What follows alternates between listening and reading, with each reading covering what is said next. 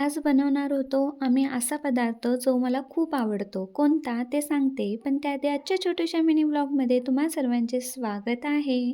आज hair wash केले होते आणि आजच्या नाश्त्यामध्ये काहीतरी वेगळं म्हणून आज आम्ही सर्वांनी पुरी भाजीचा नाश्ता केला.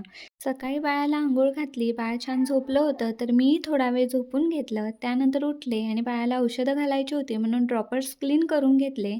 पप्पा बँकेत गेले होते, येताना फॉर्म घेऊन आले होते. तो फॉर्म त्यांना भरून दिला.